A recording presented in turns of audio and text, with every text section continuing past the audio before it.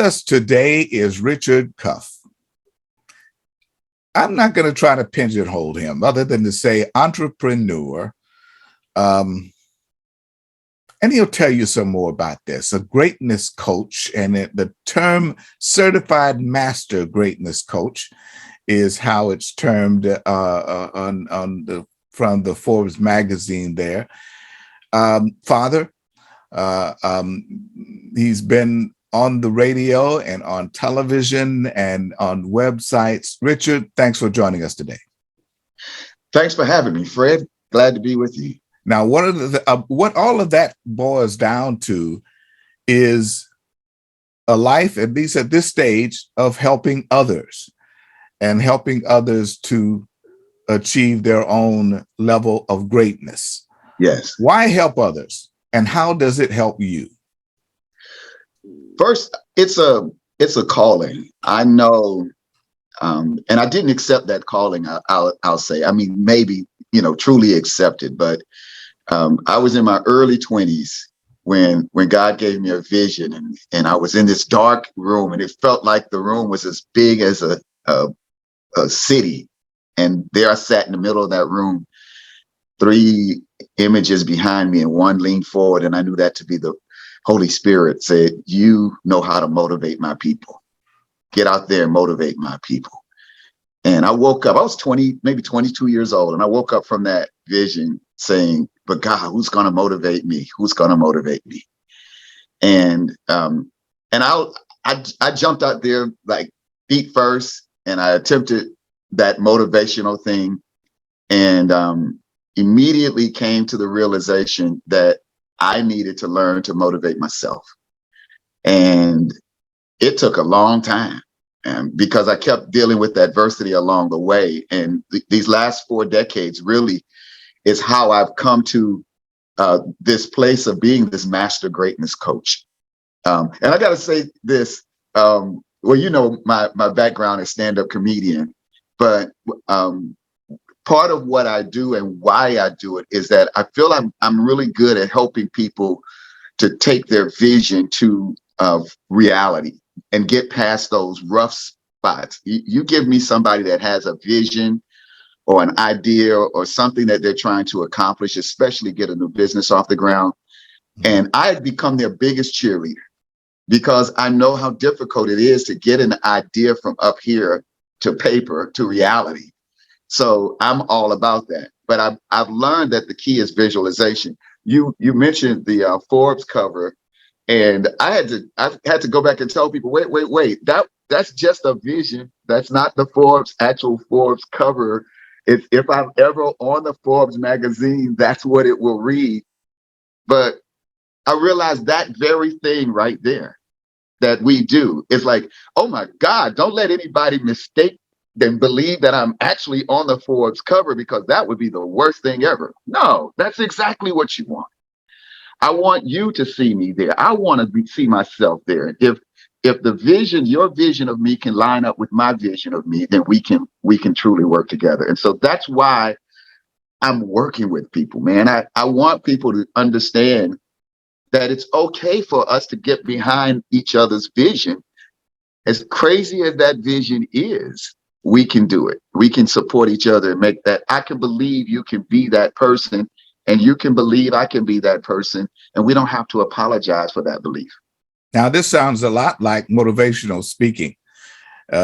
What's the difference between, is there a difference between you being a motivational speaker and being a greatness coach?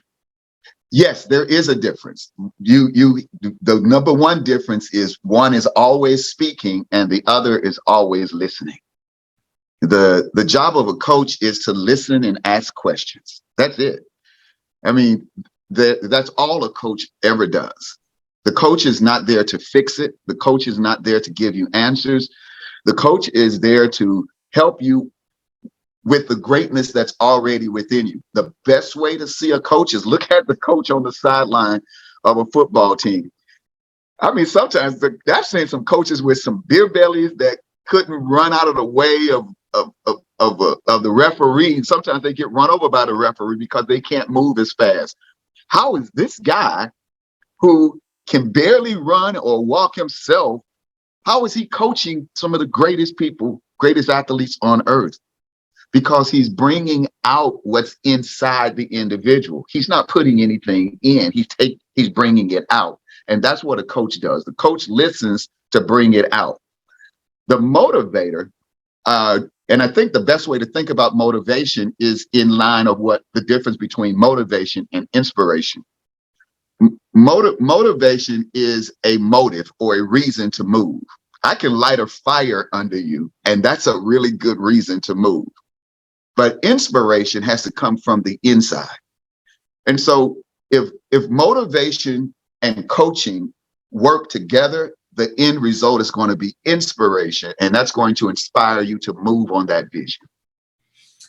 What is the state of play for Richard Cuff at this point? What's the state of play for the coach, the Master Greatness coach at this point in time? Well, I'm rebuilding my life. My wife passed away August 15th of last year. And that was like, my life was shattered into a million pieces. I told a friend of mine, I said, here I am, like I was stripped to, I had nothing but one piece to hold on to. And the rest of my life was a million pieces on the floor. And I said, wait a minute, why am I thinking right now, oh my God, I got to pull my life back together again? Like, I don't want any of those pieces.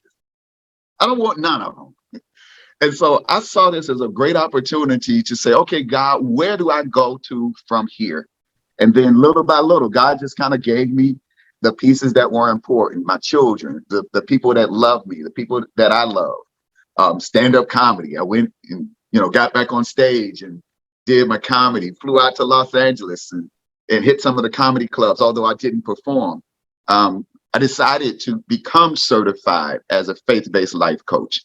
I decided to become certified as a public speaker. And all of that happened in the last 6 months. This is the new life, because I'm never going to get the old life back.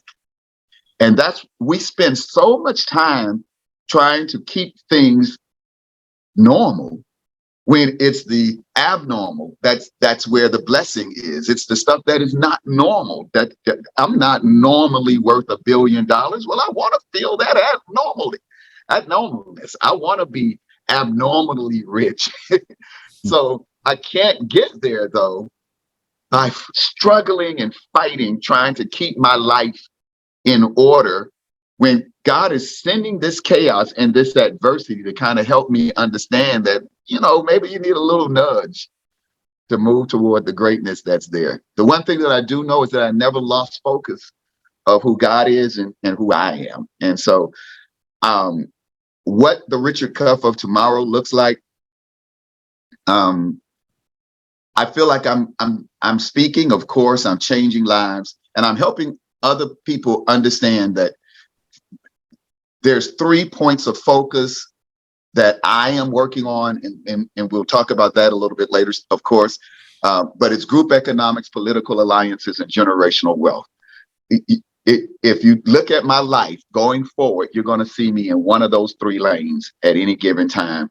And the one that has my heart, though, is children. Oh my God, you put me in a room of 4-year-olds and 5-year-olds. I'm the happiest man on earth. And my wife used to say, that's because you're just a big 7-year-old.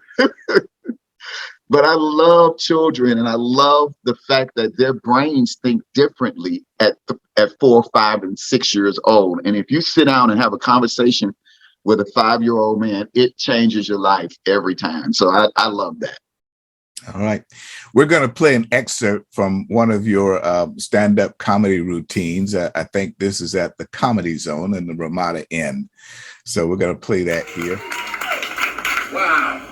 My life has gone full circle, y'all. I actually started my comedy career on this stage like 25 years ago. Yeah. And I walked away from a lucrative stand-up comedy career after I met my wife, because after we got married, things just stopped being funny. No, it's not like Mary just sucked all the funny out of me, right? it's like I just got serious because I wanted what marriage could give me. I wanted marriage more than I wanted comedy, but I ended up with comedy anyway, right? My 4.5-year-old daughter is sitting, my daughter's 4.5, and she's sitting on the floor going through our wedding pictures, and she looks up at me and she says, Dad, did you cry when you got married? Miriam was sitting right there next to me. I'm a comedian. I said, no, I didn't cry at the wedding, but about 3.5 years into the marriage, I was an emotional wreck. I didn't even look at Miriam, but I could tell that she was upset because Miriam's only got one kind of anger. Blazing hot mad. Blazing hot mad. No matter what I did, it was blazing hot. She could have found out I spent all of our money in Vegas. Blazing hot mad. Slept with the neighbor, got her pregnant. Blazing hot mad. Left the toilet seat up. Blazing hot mad. And I was like, what I figured out was this. Miriam passed away, and I decided I'm going to get back on stage. I'm going to get back on stage. Thank you, guys. And with that, Richard, I don't think I included the word entrepreneur in the intro. Obviously, your work as a coach is there, but what are your exploits as an entrepreneur? I've been an entrepreneur for as long as I can. Before I knew what entrepreneurship was, I started my first business in elementary school, painting Hot Wheel cars for a quarter using my mom's fingernail polish. Mainly because my mom did not want to give me any more money because I almost got hit by a car crossing the street, going to the store and coming back when I was in elementary school. And I knew I messed up when I came home and my mom was standing at the corner of the apartment complex with that look on her face. And I knew what was about to come because Miss Maddie obviously had told her what happened. You know, every neighborhood got that one neighbor who's just got to keep an eye on everything. And so Miss Maddie told her that I almost got killed twice. And then my mom made me know that she'll be the one who'll take me out. But when she stopped allowing me to go to the store and spend money, I just became creative as to how I could make it. And painting Hot Wheel cars for a quarter just came up because I was painting my cars and the kids liked it. And I said, I'll paint your car, give me a quarter. And next thing you know, I got a business. And then my second business was by the time I was 10 years old, collecting garbage in the apartment for a quarter. And I got fired from my first job at 12.5 years old for working overtime because once I figured out you can go to work and make money, I worked over. I just didn't know you're supposed to talk to the manager before you clock in. So once I got fired from that job, I look back now on it, Fred, and I realized I never took another job. My friends were working jobs throughout high school, but I sold arts and crafts and everything that I learned to make in school. I figured I could sell it. So, but it wasn't until I came back from the Army at 21 years old that I discovered that thing that I'd been doing was called entrepreneurship. And once I learned that there's a business plan and marketing strategies and all the things that it takes to make a business successful, the intellectual part of me was now being fed along with that creative part of me. And I haven't looked back. So let's dive into the three aspects of what you do right now. You mentioned three aspects. Yes. Talk about it for a minute. Tell us what it's all about. Well, there's political alliances, generational wealth, and group economics as my primary focus.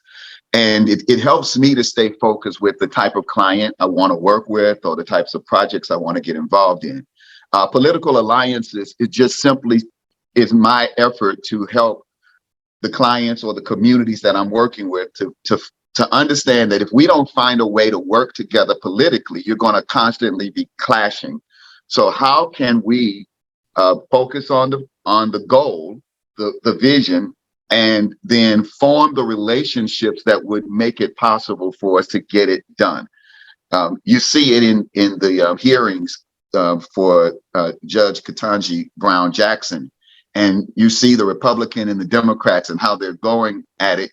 But there are a couple of alliances that I think are going to rise to the top that you'll see. Even though the Democrats are all aligned with each other and the Republicans are aligned with each other, you have to find a way to focus on the alliances that are going to move your agenda forward. And it doesn't necessarily mean political alliances when, as it relates to elected officials. You see political alliances when the child is told they can't do something by the mother, and then that child goes over and asks dad for the exact same thing. That child understands forming political alliances. It's like, I can't get it done through mom. Let me go and see if I can get it done through dad. And if mom and dad don't have the alliance, then that child is going to use dad against mom and get what he wants. So we are constantly using political alliances. And that's how I use it in my coaching, is to help individuals to understand where political alliances come into play. The second one, group economics. I love group economics because I believe it has the potential to close the gap between our society, not just racially, but there are all kinds of gaps between rich and poor. And it's through group economics that those who don't have can come together quickly. I'm working with a group here in Jacksonville of new real estate investors, an organization called New Jack City. They're young, primarily Black, but they've done a great job of forming the alliances that they need in order to do a deal, a real estate deal. And it's just really exciting watching these young people form these alliances to bring together and apply the principles of group economics to do a real estate deal. President Obama passed the Jobs Act in 2012, and most people hear jobs and they think that legislation was about jobs. It had nothing to do with jobs. It had everything to do with changing the way that our ability to invest as a group changes. So he literally created the way for us to invest in a business in much the same way you invest or donate through GoFundMe. You can now buy shares of stock online through an equity-based crowdfund platform, and it was illegal to do that back in 2011. And then finally, generational wealth. That was near and dear to my heart because I remember talking to my son at 8 years old to help him understand generational wealth. And I told him everything that's mine is yours. And I mean, for a year and a half, I coached him, got him to understand generational wealth. And at 9.5, my son said, "Dad, I can't wait till you die." And I looked at him, he's like, no, not like I wish you was dead. But that's where that some of your wealth can pass to his generation, no doubt. That's exactly. He said, not that I wish you were dead. It's like, I know when you die, I get to take all your wealth and put it together with my wealth and give it to my son, and he gets to take that and put it together with his and give it to his son. And he was truly excited because at 9.5 years old, he's talking about his son's son because he can see generational wealth. But ultimately, generational wealth also means the generator in our thoughts. And that's when I say generational wealth, your thoughts generate a pattern. And then that pattern of action and habits generate the way you behave with money. And a lot of us don't realize that our number one generator, that generational wealth, is the way that we think about money. So that's just sort of a cursory view of each one of those three components. It sounds as if you're talking to a specific audience or specific group, possibly younger than our generation at this point in time. Who's your audience? Yeah, you're absolutely right. Ironically, there's like 20-year groups, like from 4 to 24 years old. I talk to that group differently Then I talk to the 24 to 44-year-old. And then there's the 44 to 64-year-old. So each one of those are three different groups that I speak to. And each one of those could have any one of those three components as the focus. But whenever I'm talking to that younger group, it's usually in early childhood music education, putting them on a pathway from kindergarten to college. And so my daughter is the perfect example. She went through that 20-year period and she got the coaching. And I'll say this, I remember like 4 days after my wife passed away, my daughter was home. And of course, I'm talking to her and I just want to make certain that she's okay. And just in the way that we raised our children, to hit that pause button, let it be known what you're thinking. She stopped me and she said, "Dad, do you think I could not get aspirational coach dad and get just let me be mushy dad?"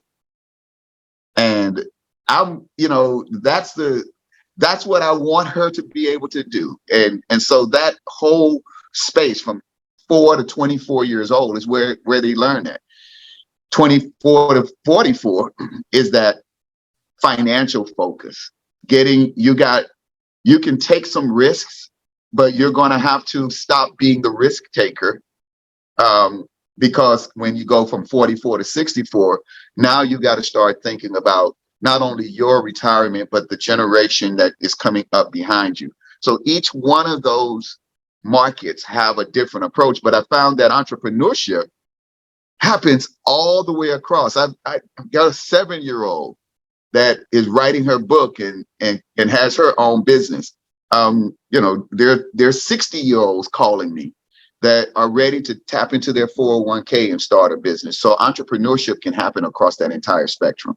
Now, stepping back to your political portion of it, where obviously there are clients involved, do you take the standpoint of coming when called, or do you take a particular stand on issue to issue? I don't do the issue to issue kind of thing, right? As well, you may not know, but I register as no party affiliation, because I have a belief that if we were to, and I guarantee you, if we pass this law, the whole world would change as it relates to politics. If we made it illegal for the media to identify a politician once they're in office by their party, that they can only identify that leader by their policy and the district that they serve, the conversation would change. But how is that going to work? We're tribal by nature. Mm-hmm. Everybody wants to be a part of a group that identifies with their particular philosophy. It's just like what we're saying now. We watch the TV, the news channels that give us the information that we want and tell it to us in the way that we want to hear it. How is that gonna work? Well, it doesn't stop you from being a part of your tribe. In fact, it encourages more tribalism, because that's what you want. The whole idea of a political party is to make democracy efficient. If democracy wasn't efficient, we'd have chaos, because everybody would be lighting a fire to get their point across.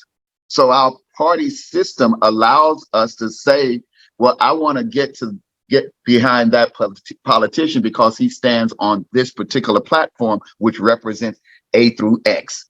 That kind of thinking is what helps you to be able to pull your tribe together. And if your tribe fits better over on that platform, good. But when that person rises to the level of leader, he's got to step away from that platform, because even though I didn't vote for him to be president or senator or whatever the case is, he still is my senator and he has to represent me. And so he's not there to represent his tribe, because that tribe, if we allow tribalism to continue, it's going to only get worse. And that's what we've done. I believe that the problem goes back to the Compromise of 1877, when the Democratic and Republican candidate found themselves in much the situation that Hillary Clinton and Donald Trump were in. Can you imagine if Trump, who had won by all the numbers, had met with Hillary Clinton in a secret meeting and came out of that meeting and announced, guys, I'm going to give Hillary the presidency and I'm going to let her be president. But in return, what she's going to do is to allow us to cause Black people to sit at the back of the bus. And that would have been like, okay, people, that's exactly what happened in 1877. Well, that's true.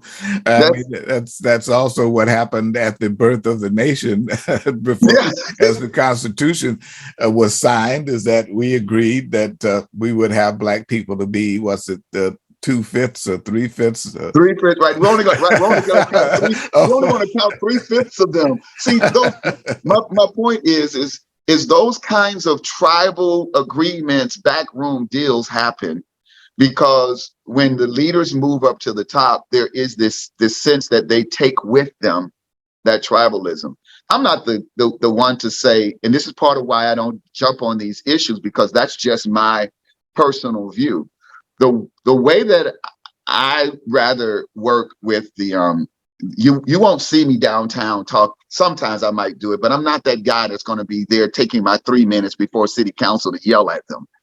I'm going to be on the phone with them and trying to get a meeting with them. I'm going to be on the phone seeing if I can get them to understand what is really happening while you're making those decisions, and then use my energy to come back to the community and try to get my tribe, if you will, to understand that we're going to have to continue to make the effort to and be happy with the small victories. And that's one of the things that I have in my coaching in overcoming adversity, is to cherish the small victories. We want the big win. Human nature says to us, we need the big win. We want the big win. But it's those small victories, those small changes in your diet, in your habit, in your thoughts, the small things that you do with your loved one. You having a huge knockdown drag out with your wife. Do something small and watch what happens. I mean, something like hold the door open for her, put her shoes out for her, something small, and watch what happens. Now, looking at overall at the three aspects of what you do, does Richard Cuff, CTI Marketing, do you come when called, or do you take the lead if you see something that needs to be dealt with?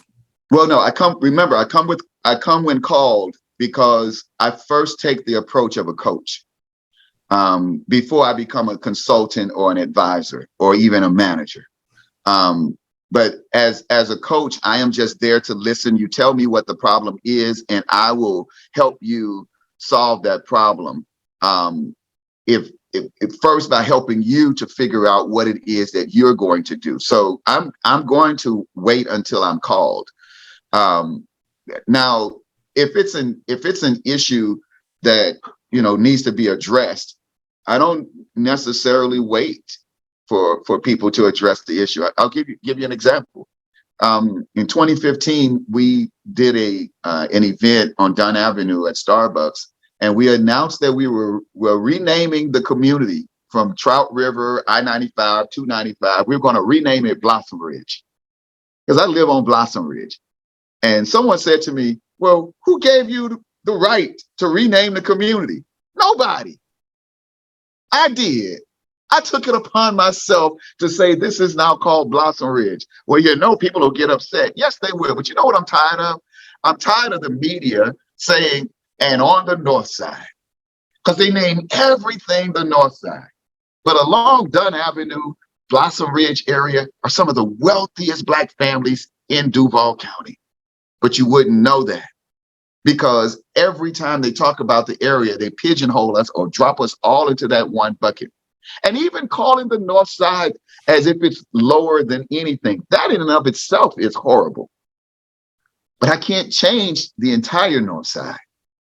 But I could change that little bitty thing, and the media covered it, and I took it as a small victory. And then what was crazy, if you watch the video that I have online, the news reporter starts off and says, business leaders are calling this area of Jacksonville by a new name, Blossom Ridge. And he did a great story. It was wonderful. And then he got to the end of the story. He says, reporting from the north side. Where I am.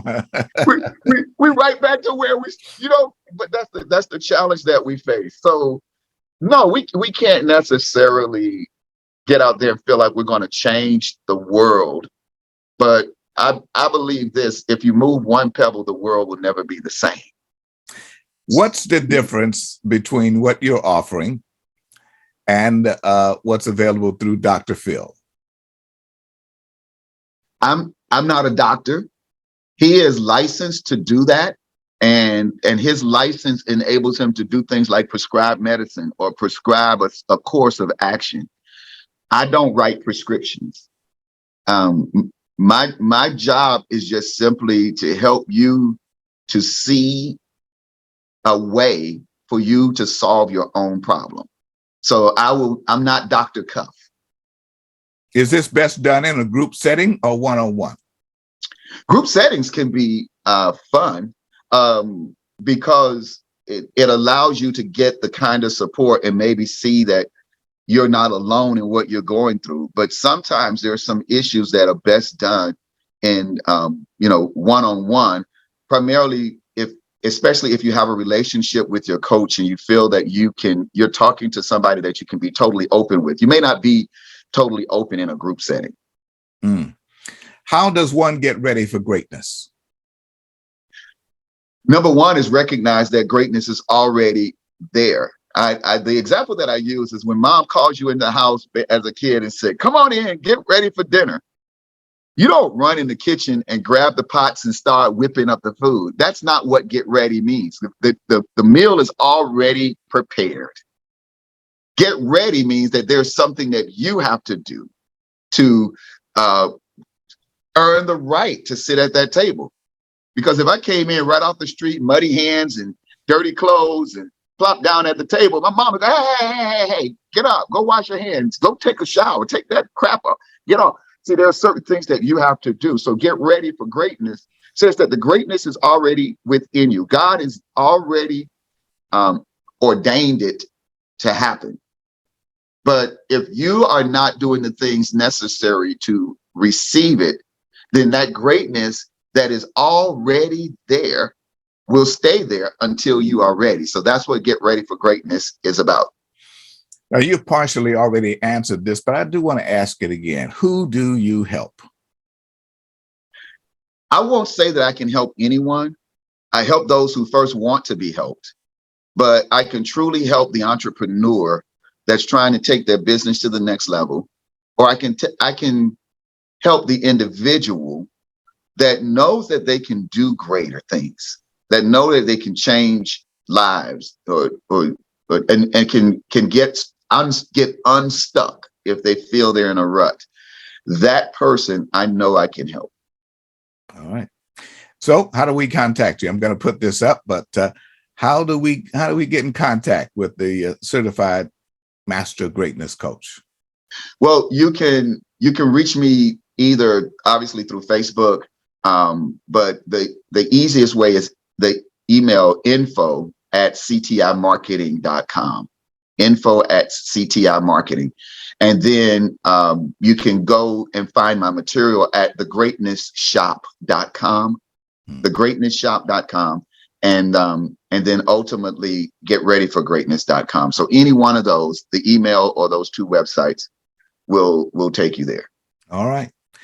Richard Cuff, entrepreneur, stand-up comedian, and certified Master Greatness Coach, and just an all-around good guy. Richard, thank you for joining us today. Thank you so much, Fred. I had a great time. I appreciate you much. All right. Safe travels. All right, thank you, sir. Next up, Fred's Reviews. A look at today's movies. Coming up next. Brazen, released in 2022 on Netflix. A decent whodunit. She didn't expect to die that night. She had no enemies that she knew of. Her life was pretty unremarkable. And then it hit her. What if she had a secret life? For some, the secret is a lot darker and a lot more dangerous. Kath? Kathleen! Oh my God! No, no.